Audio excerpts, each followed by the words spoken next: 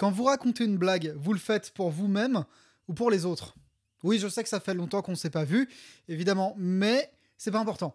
Quand vous racontez une histoire, qu'elle soit drôle ou pas, vous le faites pour vous-même ou pour les gens qui vont vous entendre. Pop Team Epic est un animé de 2018 qui a une seconde saison en 2022 et tout le monde s'en fout.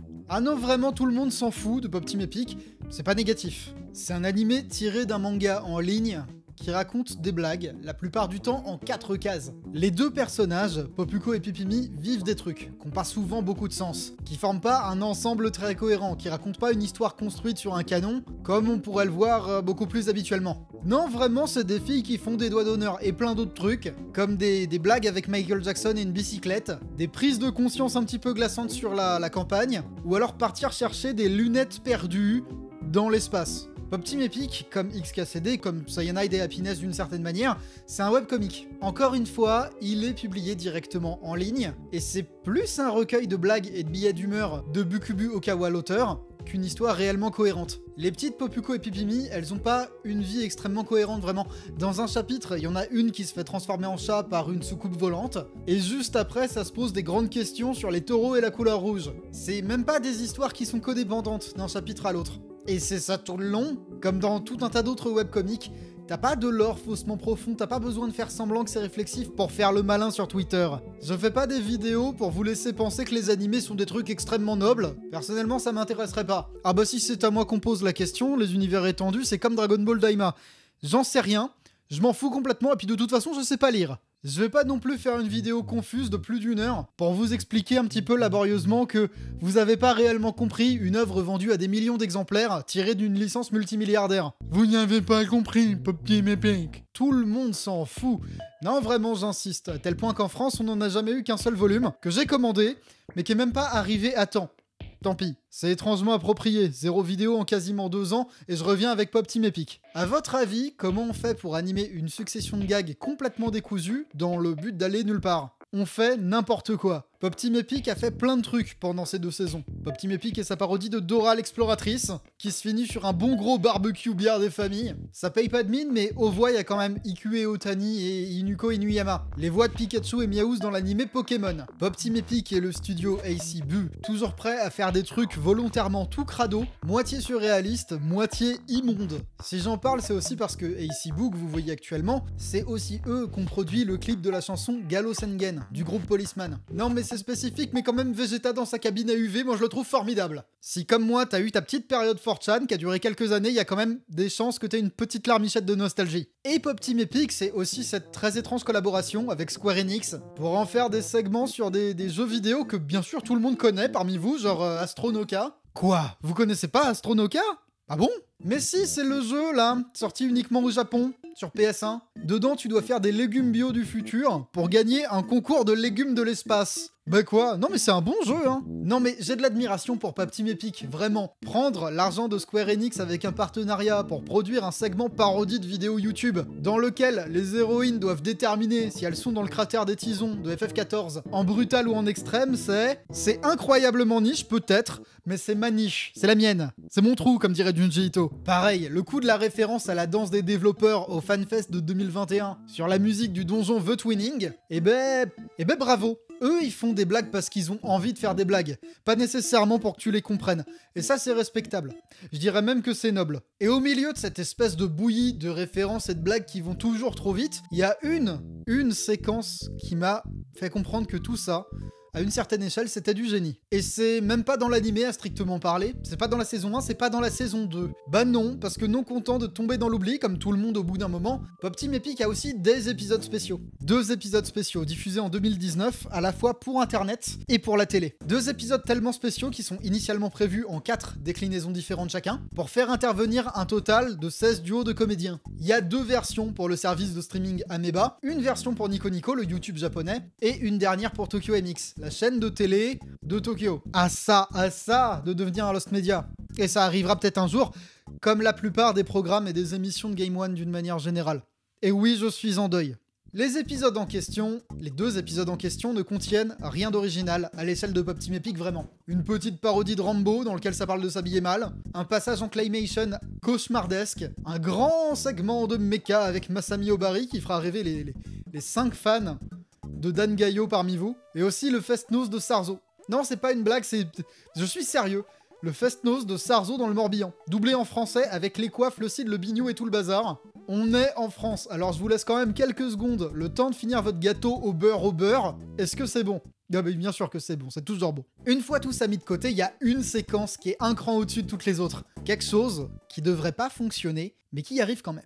Ce que vous voyez actuellement, on a tendance à l'appeler le Gameo Bella sur internet. Ça a été animé par Sp3, une équipe d'animateurs très peu documentés jusque dans les crédits de fin. Et c'est exactement ce à quoi vous pensez quand vous le voyez comme ça. Un passage qui fait très exactement 1 minute et qui est constitué de plein de citations à tout plein de jeux vidéo. Et je sais pas si vous êtes familier avec ce que j'ai pu produire, notamment pour d'autres gens sur YouTube, mais le jeu vidéo japonais, notamment celui qui est un petit peu sale, c'est plutôt mon truc. Devant les images qu'on voit, le premier réflexe, c'est de les citer, c'est de les nommer. Vas-y, prends-toi un petit carnet, on va commencer à écrire des fois que. Ça commence sur Pong, le jeu vidéo avec les barres et la balle. Normalement, vous avez une idée de ce qu'est Pong. Ça, c'est un RPG en phase de combat vu de devant, donc je suppose Dragon Quest. Enfin, je suppose. Alors, avec la bulle, là, pour les stratégies, en haut à droite, oui, c'est Dragon Quest 4, la version Famicom. J'ai des petits doutes parce que le sprite dépasse les cases, donc je pense qu'il y a un petit truc en plus, mais c'est Dragon Quest 4.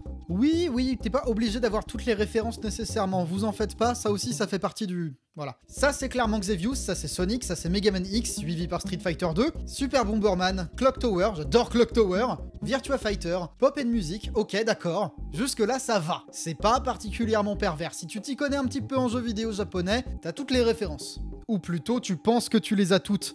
Et c'est à ce moment-là, quand tu te dis ça, que ça commence à devenir malin. À 38 secondes, ça, c'est Mega Man 8. C'est pas Mega Man X, non, c'est Mega Man 8. Et oui, ça va avoir une importance parce que Mega Man X, c'est excellent, et Mega Man 8, c'est pas génial. Qu'est-ce qui fait un bon jeu vidéo, selon vous? Non mais répondez pas, je m'en fous.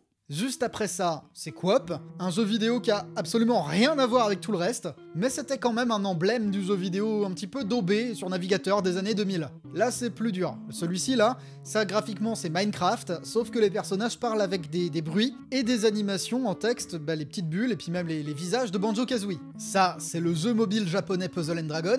À partir de là, tout ce que vous voyez, c'est une bouillie un petit peu confondue de tout ce qu'on avait vu avant en simultané. Des trucs à dire en vrac, il y en a plein! À commencer par le fait que oui, pour animer tout ce bazar, il a fallu faire une marionnette par plan. Tout ça pour des blagues et des citations qui durent en moyenne 3 à 5 secondes. Ensuite, petit commentaire sur les scanlines, les fameuses lignes horizontales, la marque de fabrique un petit peu galvaudée de tous les plans d'animés et de médias en général tentant d'avoir un rendu un petit peu télécathodique à l'ancienne. C'est là. Non, vraiment juste, c'est là. Je vois le surcadrage, je vois que vous avez fait une image en format 4/3, un petit peu bombée, sur laquelle il y a un filtre, d'accord, c'est clairement nostalgique, et ça c'est intéressant. Vous ne le savez peut-être pas, mais je pense que vous l'avez quand même deviné, Pop Team Epic c'est avant tout un gros délire d'otaku, bien dans son jus. Les otak nostalgiques, ce qu'ils aiment, c'est évidemment les voix dans les animés. Les comédiennes et comédiens de doublage qu'ils arrivent à reconnaître. On l'a vu tout à l'heure par exemple avec les comédiennes de Pokémon. Chaque segment de Pop Team Epic existe dans plusieurs versions. L'une avec un doublage féminin et l'autre plutôt avec des voix d'hommes. Ce qui fait qu'un épisode type est en général coupé en deux, une version féminine, une version masculine, mais c'est 2 fois la même moitié d'épisode. La version que vous venez de voir, c'est les voix de femmes. Donc Tamura Yukari et Horie Yui, qui sont clairement meilleures copines, et que vous avez déjà entendu ensemble dans Higurashi. Ouais, moi aussi j'aime bien la scène avec les ongles là. Côté monsieur, par contre, parce qu'il y a une version monsieur évidemment du même Gameo Bella, quoique pas tout à fait le même, c'est Hoshi Soichiro et Ishida Akira. Et j'aime pas Gundam Seed. Mais ça c'est un autre sujet. On prend les mêmes et on recommence, même segment, même Gameo Bella, sauf que pour une fois les images de l'animé ont changé d'une version à l'autre. Non contents de se casser la tête une fois, ils ont remis le couvert. Alors nous aussi, donc tu ressors ton petit carnet. Je l'ai pas dit la première fois, mais évidemment ça c'est E.T. sur Atari 2600, et c'est vraiment une très grosse daube. Une daube aussi grosse du jeu vidéo qu'elle aurait causé un crash du marché du secteur à elle toute seule. C'est pas exactement vrai, c'est un sacré raccourci, mais on s'en fout, c'est pas mal pour le watch time. Space Invaders, pour l'instant ça va. Kingman, plus technique. Q-Bird sur arcade, d'accord. Ninja Hattori-kun, qui est jamais sorti en France du tout. Ça, c'est Final Fantasy Legends. Ça, c'est Final Fight. Final Fantasy 4 parce que bah on a eu Dragon Quest 4, ok si tu veux. Et référence dans la référence, l'animation du jeu JoJo's Bizarre Adventure sur Super Famicom, qui est malheureusement pas incroyable et je suis désolé d'avance pour le faux espoir. Juste après, il y a l'incroyablement spécifique ROK de Game Pack avec les non moins spécifiques animations de Wild Animal Sports Day, qui est... Non mais si c'est vrai, c'est très drôle. C'est dramatique, mais c'est vraiment très drôle. Jankenman, et ça c'est Cuphead, tiens. Ça pour le coup, c'est vraiment inattendu. Des jeux récents, c'est le seul qui est occidental avec coop. Megaman 8, sauf que Popuko bouge comme Soma de Castlevania Aria of Sorrow sur Game Boy Advance, si tu veux. Shiju Hachi sur PS2, oui, le très connu Shiju Hachi, bien sûr, oui. Suivi par, oui, non, ça par contre c'est Deltarune. C'est complètement Deltarune. Deltarune chapitre 1, qui avait même pas un an au moment de la sortie des spéciaux de Pop Team Epic. Le staff devait être à fond dessus. Et je suis très content pour Toby Fox, qui est un petit peu devenu le Weebos ultime en composant de la musique pour Pokémon et en prenant des grands dîners avec Masahiro Sakurai et d'autres grands noms du jeu vidéo japonais. Et évidemment dans une moindre mesure en apparaissant dans Pop Team Epic, pourquoi pas. Flipnote Studio, suivi par la combinaison de tout en même temps comme avant, générique de Smash 4, rideau. Et vous l'avez mené... Et la faute à la vidéo, vous l'avez peut-être même pas calculé, mais même dans le montage, l'ensemble de la séquence est monté exactement comme un des jeux vidéo de la série Rhythm Paradise. Oui, même le montage c'est une référence, parce que les références jeux vidéo, elles s'arrêtent pas à ce que tu vois, ça s'étale aussi dans tout ce que tu vois pas. Toutes les paroles de la chanson, et je dis bien toutes, sont des références à des trucs de jeux vidéo toujours plus obscurs. Les paroles de la chanson, les premières, Otonamo Kodomomo One San Tachimo, c'est une référence à Mover 2. Et j'adore Mover 2, c'est la moitié de la bande son de toutes mes vidéos. Et même en tant que jeu, j'adore ça. J'espère que Nintendo, quand ils verront cette vidéo, ils vont attendre un petit peu avant d'envoyer les ninjas pour m'arracher les burnes. Hyaku Mega Shock, c'est un vieux slogan publicitaire de SNK, hein, King of Fighter, la Neo Geo, tout ça. Sexy Dynamite, c'est Choaniki. Ichi Tasty, c'est Resident Evil. Même le générique de fin, avec une faute au mot crédit et un point d'interrogation, c'est évidemment une référence à Donkey Kong Country. Mais même les textes à l'écran font référence à tout un tas de trucs de gros mèmes pour gros nerds japonais. À tel point que même moi, je m'y perds. J'ai pas tout, évidemment j'ai pas tout. Au moment où je suis perdu, il y a une question qui me vient tout bêtement. Est-ce que ce serait pas mieux comme ça? Ce que fait Pop Team Epic, c'est associer le bon au mauvais, sans discriminer. Parce que, quelque part, si j'estime que faire des références à Astronoka et les légumes bio de l'enfer, c'est plus drôle que de brosser les weeboo dans le sens du poil avec Kingdom Hearts, eh ben je vais pas me gêner. Si t'as les moyens, si t'es en position de prendre l'argent de Square Enix pour faire des conneries très moches avec les modèles 3D de Final Fantasy XV, eh ben vas-y, fais-le mon doux prince. Pareil, si ça se trouve, citer Shiju Hachi sur PS2, c'est une bonne idée. Même si Shiju Hachi sur PS2, c'est notoirement une grosse daube. Oui, alors là, je vous vois perdu, mais en même temps, là, je regarde quelques-uns, je sens que dans vos yeux, c'est allumé une petite lueur de vis. Shiju Hachi, c'est 48 mythes du Japon. C'est un jeu vidéo avec 48 histoires qui font peur, écrites par plein d'invités, des fois, genre le mangaka Junji Ito. Ce qui peut paraître bien, mais qui est au final très mal exécuté. Shiju Hachi, même pour des gros nerds japonais de la PS2, c'est obscur. Et c'est nul. Et pourtant, c'est là. C'est là que quelques secondes, sans explication, ça bouge même pas, sans justification, c'est posé sauvagement là, comme des Allemands qui se taquinent le boulard dans un bordel. Désolé pour celle-là. Tout est fait pour être très court, dans le respect du matériau de base, le webcomic, qui est lui-même abscon et qui s'enchaîne mais très vite. Ah bah faire des références, ça suppose pas nécessairement que les références soient bonnes, sinon ça n'a aucun intérêt. Oui, je me souviens de Megaman X, c'était super, mais si je me suis infligé Megaman 8, tu te doutes bien que je vais aussi en parler. D'ailleurs, si ça se trouve, vous n'avez joué à aucun des jeux dont j'ai parlé. Et ça aussi c'est drôle, mais y a aucun problème, hein, vous en faites pas. C'est extrêmement courageux, de la part de la réal de Pop Team Epic, de proposer un animé diffusé à la télé, dans lequel ton but, c'est toujours de faire des diagrammes de veines, desquels le spectateur est absolument jamais au centre. C'est pas à toi de décider ce qui est bon et ce qui l'est pas. Et c'est valable pour les youtubeurs aussi. Moi vraiment, je suis désolé, je refais la blague, mais les vidéos, vous n'y avez pas compris quelque chose? Non, ça m'énerve. Si demain je fais des références au fait qu'à 41 secondes du clip de Complicated, Avril Lavigne fourre son derrière dans une poubelle, j'attends pas de réponse, je suis juste content de vous le dire. Pop Team Epic, c'était génial, c'était unique. T'étais jamais sûr de ce que t'allais regarder. Il y avait de fortes chances pour que tu comprennes même pas, et qu'au passage, les personnages de l'animé finissent par t'insulter. La séquence là, et Pop Team Epic l'animé en général, c'est probablement, à ma connaissance en tout cas, la seule adaptation animée qui arrive parfaitement à retranscrire tout ce qui représente un webcomic, qui a pas un but narratif. Notez-le, parce que cette phrase là vous l'entendrez qu'ici, Pop Team Epic a réussi là où Garfield a foiré. Pop Team Epic, le Gameo Bella en premier, tout ce qu'on voit là, c'est brillant. Justement parce que ça fait 1 minute, et c'est plus dense que n'importe quoi d'autre dans les 2 saisons de la série. Félicitations les gars. Et là je sens que je vous perds, alors très simplement, regardez, ça c'est une image que j'avais sur mon portable. Il y a 2 références en jeu. La première c'est évidemment Daisy, hein, le canard, le personnage de Disney, et la deuxième, vous savez quoi? Si vous l'avez, et que vous tenez à ce que je sache que vous l'avez, écrivez en commentaire « Daisy c'est mon trou ». Abonnez-vous aussi, ça c'est super important pour moi, pour les stats, tout ça. Mais surtout, écrivez en commentaire « Daisy, c'est mon trou » et donnez pas la réponse. Pop Team Epic a une réponse à la question du début. L'important quand on raconte une blague ou quand on parle d'animé sur internet, c'est que les choses soient dites.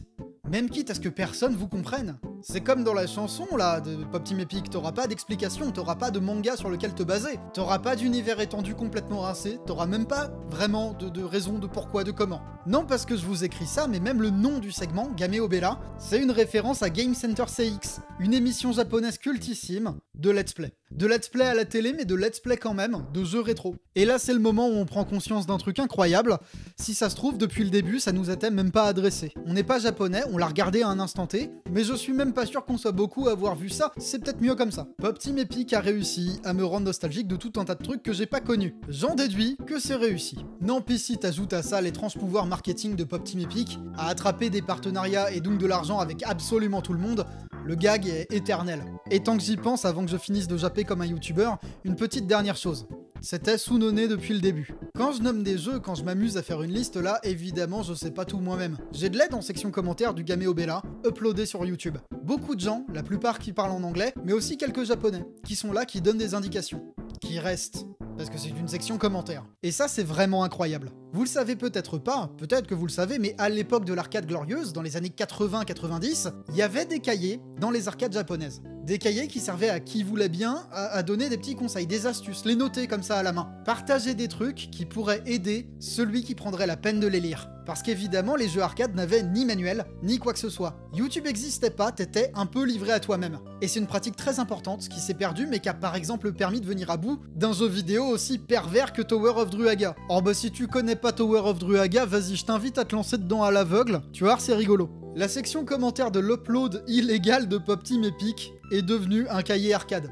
Et c'est là que tout s'est aligné dans ma tête. La question, c'est pas de savoir ou de pas savoir des trucs extrêmement niches sur la presse jeux vidéo japonaise. Non, non, non, la vraie réussite de Pop Team Epic, c'est de réellement présenter un segment animé en racontant n'importe quoi, mais de manière suffisamment pointue et sincère pour que n'importe qui s'y retrouve, à n'importe quel niveau de lecture. Et plus que ça, que tout le monde parvienne à prendre le temps de discuter pour partager des souvenirs. Ça, et soutirer de l'argent à Square Enix pour faire absolument n'importe quoi, ça va de soi. J'adore Pop Team Epic, c'est vraiment l'animé de tous les temps, et probablement un de nos plus fiers shitposts. Alors peut-être que tout le monde s'en fout de Pop Team Epic, mais pas moi. L'important quand on fait une blague, quand on discute simplement, ou même quand on parle d'animé sur YouTube, c'est juste de dire les choses, même quitte à pas être compris exactement, vaut mieux en rire que s'en foutre. Et ça faisait longtemps que j'avais pas fait de vidéo plus longue, c'est pas mal, j'aime bien, mais je suis là que pour le shitpost, pas pour moins, mais certainement pas pour plus. Cela dit, je vais peut-être recentrer les événements et refaire des trucs sur des animés, ça me plaît quand même. On se dit à la prochaine fois, et je vous raconterai encore une fois n'importe quoi. Bisous tout doux. Attends, je dois éteindre.